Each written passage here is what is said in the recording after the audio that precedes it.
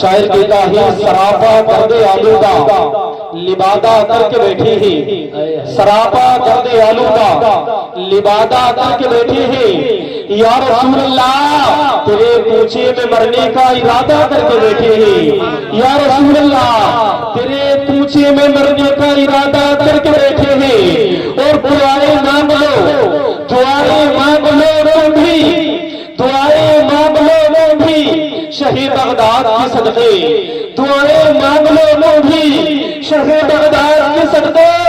ارے سنا ہے آج وہ دامن کشادہ کر کے بیٹھے ہیں، سنا ہے آج وہ دامن کشادہ کر کے بیٹھے ہیں، اور یقین آئے، یقین آئے تو دیکھ لو چل کر مدینے میں، یقین آئے تو دیکھ لو چل کر مدینے میں، ارے شہنشاہ زمانہ سر نہادہ کر کے بیٹھے ہیں، شہنشاہ زمانہ سر نہادہ کر کے بیٹھے ہیں۔ اور شاعر نے کیا کہا ہے، محبت سے بولے سبحان اللہ، اور زور سے بولے سبحان اللہ۔ یقی والے، یقی والے کہوں سے چلے کہوں پہنچے، یقی والے، یقی والے کہوں سے چلے کہوں پہنچے، جو اہل شک ہے اگر مگر میں رہتے ہیں۔ حضرت ابو بکر نے یقین کیا تو صدیق اکبر بن گئے، عمر نے یقین کیا تو فاروق اعظم بن گئے، اور آگے چلے عثمان نے یقین کیا تو ذوالعین بن گئے، اور آگے چلے جب علی نے یقین کیا تو شیر خدا بن گئے، اور آگے چلے بغداد کی سرزمین پر جب عبد القادر نے یقین کیا تو غوث اعظم بن گئے، ولیوں کے سردار بن گئے، اور آگے چلے ہندوستان کی سرزمین پر، ہندوستان کی سرزمین پر جب غریب نواز نے یقین کیا تو ہندوستان کے بادشاہ بن گئے، اور آگے چلے اسی ہندوستان کی سرزمین پر، دلی کی سرزمین پر جب نظام الدین نے یقین کیا تو دہلی کے راجا بن گئے، اور آگے چلے بریلی کی سرزمین پر اچھے رضا ہم سب کے رضا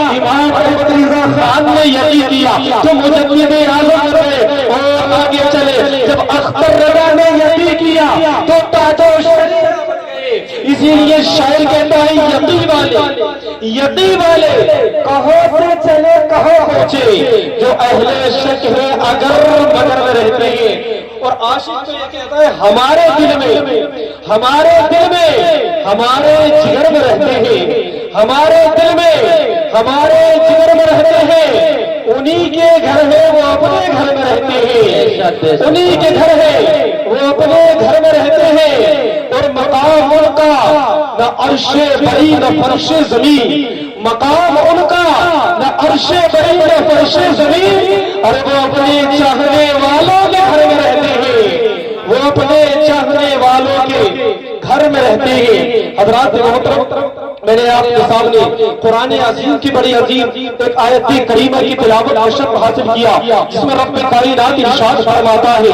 وَقَضَىٰ رَبُّكَ أَلَّا تَعْبُدُوا إِلَّا إِيَّاهُ وَبِالْوَالِدَيْنِ إِحْسَانًا، یعنی اللہ رب العزت کے سوا کسی کی عبادت نہ کرو، کسی کی اتباع نہ کرو، اور اپنے ماں باپ کے ساتھ اچھا سلوک کرو، حسن سلوک کرو۔ اللہ رب العزت نے قرآن عظیم کے اندر 15 متعدد مقامات پر اپنے حقوق کے ساتھ ماں باپ کے حقوق کا ذکر فرمایا، اور ان کے ساتھ صلہ رحمی کا حکم دیا کہ ان کے ساتھ اچھا سلوک کرو۔ حضرات محترم، ایک شخص میرے نبی کی بارگاہ میں حاضر ہوا اور عرض کرتا ہے یا رسول اللہ صلی اللہ علیہ وسلم، میرے لیے سب سے زیادہ خدمت کا کون مستحق ہے؟ تو میرے مصطفیٰ نے فرمایا تیری ماں۔ اس شخص نے پھر عرض کیا یا رسول اللہ میری ماں کے بعد پھر کون؟ تو میرے مصطفیٰ نے فرمایا تیری ماں۔ اسی طرح 3 مرتبہ میرے مصطفیٰ نے ارشاد فرمایا تیری ماں۔ اس شخص نے جب 4تھی مرتبہ عرض کیا تو میرے مصطفیٰ نے فرمایا تیرا باپ۔ حضرت عائشہ صدیقہ رضی اللہ تعالیٰ عنہا بیان فرماتی ہے،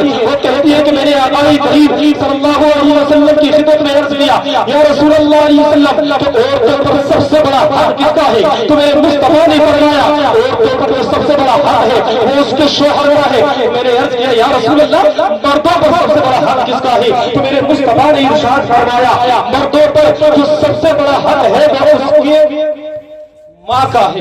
माशाअल्लाह सुभान अल्लाह। मर्दों पर जो सबसे बड़ा हक है वो उसकी माँ का है। हजरात मोहतरम माँ बाप वो अजीम दौलत हुआ करती है। हजरात मोहतरम ये जब तक की दुनिया के अंदर हयात है, जब तक की जिंदा है, हमें इनकी कदर महसूस नहीं होती है, लेकिन इनका जब साया हमारे नारे तौहीद, नारे रिसालत, नारे इखलास, उलमाए अहले सुन्नत, उलमाए अहले सुन्नत, शायर इस्लाम आज़म इकबाल रामपुरी, नारे तकबीर, नारे रिसालत।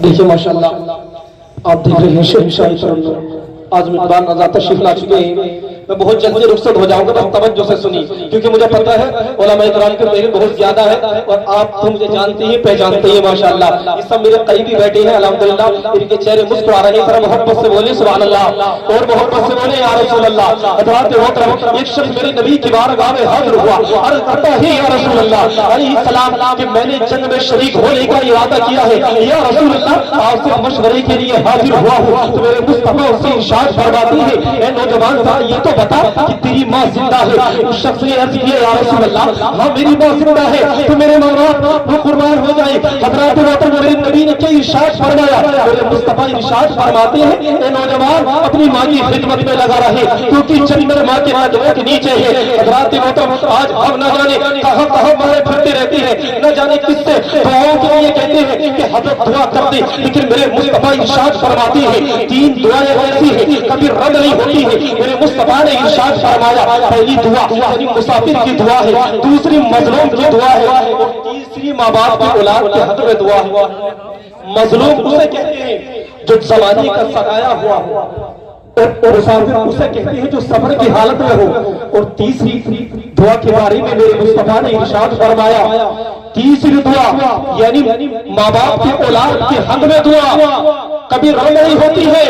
हज़रात मोहतरम और माँ बाप कभी अपने औलाद को बददुआ नहीं दिया करते हैं। हज़रात मोहतरम औलाद अपनी क्या औलाद अपने माँ बाप को इतनी ही तकलीफ दे दे, लेकिन माँ बाप जो है हर हाल में माँ बाप जो है अपने बेटे को दुआ करते हैं, लेकिन अगर ये बददुआ कर दी अल्लाह तो हमें इस बात का खतरा है, मुझे इस बात का खतरा है कि हमारा कोई ईमान पर खात्मा हो के नहीं हो। हज़रात मोहतरम मैं आपको एक बात यह सुनाता हूँ। एक नौजवान था हालत तंजीम में था, उसके ऊपर मौत की कैफियत तारी थी। लोगों ने उसके कलमों की तनकीद की, कलमा पढ़ाने की कोशिश की, लेकिन वो कलमा नहीं पढ़ता रहा था। मेरे मुस्तफा को खबर हुई, मेरे मुस्तफा तशरीफ लाते हैं, उस नौजवान से कहते हैं मैं नौजवान पढ़ो अशहदु अल्ला इलाहा इल्लल्लाह। वो नौजवान कहता है या रसूल अल्लाह सल्लल्लाहु अलैहि वसल्लम मुझसे कलमा नहीं पढ़ा जाता। तो मेरे मुस्तफा ने उसकी वजह मालूम की कि आखिरकार ये नौजवान कलमा क्यों नहीं पढ़ पा रहा है। तो लोगों ने बताया, उसके पड़ोसियों ने बताया कि इसकी एक माँ थी, एक बूढ़ी माँ थी जिसे बहुत सताता था, बहुत तकलीफ पहुंचाता था। मेरे मुस्तफा ने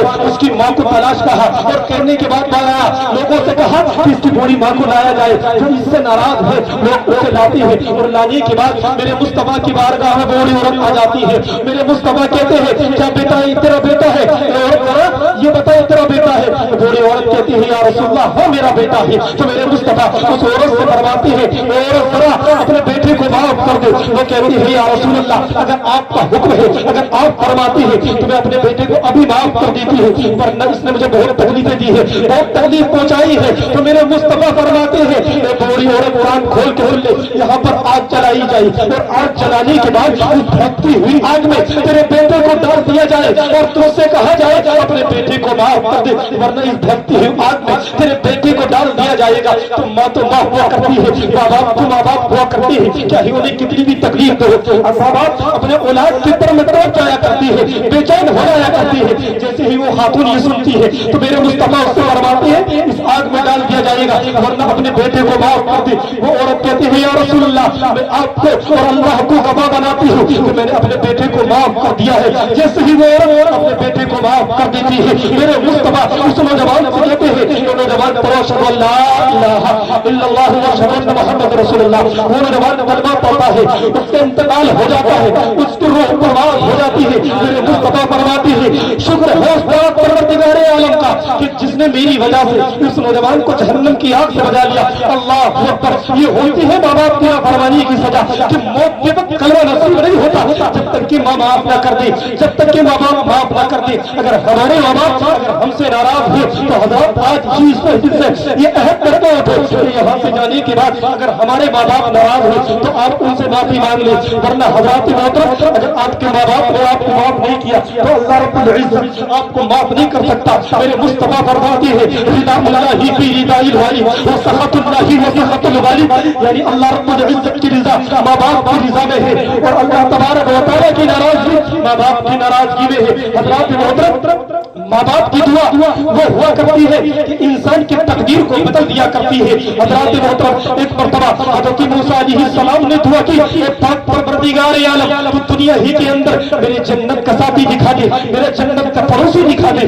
اللہ رب العزت نے کہا اے موسیٰ علیہ السلام فلاں بستی میں فلاں شہر میں ایک گوشت بیچنے والا قصاب رہتا ہے، وہی جنت میں تمہارا ساتھی ہے۔ حضرت موسیٰ علیہ السلام اس بستی میں چلے جاتے ہیں اور اس قصاب کی دکان پر، اس گوشت بیچنے والے قصائی کی دکان پر باہر کھڑے ہو جاتے ہیں اور دیکھنے لگتے ہیں کہ آخرکار یہ قصاب ایسا کون سا کام کرتا ہے جس کی وجہ پر اللہ رب العزت نے اسے جنت میں میرا ساتھی بنا دیا ہے، پڑوسی بنا دیا ہے۔ اللہ اکبر ذرا ہو حضرت موسیٰ علیہ السلام شام تک اس قصاب کی دکان کے باہر کھڑے رہتے ہیں، جیسے ہی سورج ہونے لگتا ہے، چھپنے لگتا ہے، شام کا وقت ہونے لگتا ہے، حضرت موسیٰ علیہ السلام اس قصاب کی دکان کے قریب آتے ہیں۔ وہ قصاب حضرت موسیٰ علیہ السلام کو دیکھتا ہے تو حضرت موسیٰ علیہ السلام سے فرماتا ہے کہ آپ میرے مہمان بننا پسند کریں گے؟ تو حضرت موسیٰ علیہ السلام کو تو اس کا عمل تلاش کرنا تھا، آخرکار یہ کون سا عمل کرتا ہے اس عمل کی بنیاد پر اللہ رب العزت نے میرا اسے جنت میں ساتھی بنا دیا ہے، پڑوسی بنا دیا ہے۔ حضرت موسیٰ علیہ السلام اس قصاب کی یعنی دعوت کو ایکسپٹ کرتے ہیں۔ حضرات محترم وہ قصاب جیسے ہی شام کا وقت ہونے لگتا ہے، گوشت بیچنے کے بعد ایک گوشت کا ٹکڑا اپنے تھیلے کے اندر رکھتا ہے اور حضرات محترم وہ گھر جاتا ہے، وہ گھر آنے کے بعد عمدہ قسم کا کھانا بناتا ہے اور کھانا بنانے کے بعد جو اس کی بوڑھی ماں بستر پر لیٹی ہوئی تھی اسے اٹھانے کے بعد اپنے منہ میں لقمے چباتا ہے اور چبانے کے بعد اپنی بوڑھی ماں کے منہ میں ڈالتا ہے۔ جب اس کی بوڑھی ماں کا پیٹ بھر جاتا ہے وہ ہاتھوں کو اٹھا کر کے دعا کرتی ہے اے پاک پروردگار عالم میرے بیٹے کو معاف کر دے اور حضرت موسیٰ علیہ السلام کا اسے جنت میں پڑوسی بنا دے۔ حضرات محترم حضرت موسیٰ علیہ السلام دیکھ رہے تھے کہ اس کی ماں کے ہونٹ ہو رہے ہیں نبی نہیں ہے۔ حضرت موسیٰ علیہ السلام اس قصاب سے کہتے ہیں اے یہ ذرا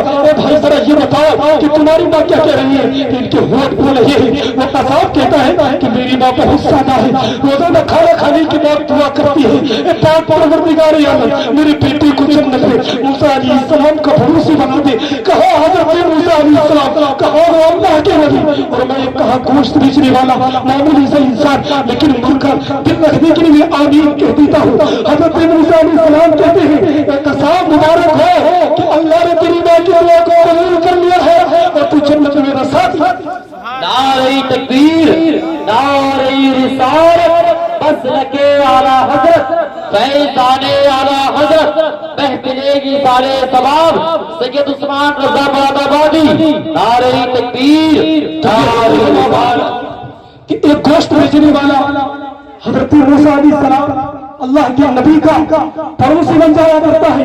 یہ ہوتی ہے ماں باپ کی دعا۔ اگر تمہیں کوئی پریشانی آئی، اگر کوئی دقت محسوس آئی تو ادھر ادھر مت بھاگو، حضرات محترم اپنے ماں باپوں کے پاس جاؤ اور جانے کے بعد ان سے کہو کہ میری لیے دعا کر دی۔ اگر انہوں نے دعا کر دی تو حضرات محترم آپ کی اگر پوری دنیا آپ کو اگر تکلیف پہنچانا چاہے تو کوئی ایسی طاقت نہیں ہے کہ جو ماں باپ کی دعا حضرات محترم ایسی دعا ہوا کرتی ہے کہ تمام آنے والی پریشانیاں دور ہو جایا کرتی ہے۔ یہ ماں باپ کی دعا ہوتی ہے تو ہمیں چاہیے کہ اپنے ماں باپ کی عزت کریں، ان کی قدر کو پہچانیں۔ اللہ رب العزت کی بارگاہ میں دعا ہے کہ اللہ ہم سب کو عمل کی توفیق عطا فرمائے۔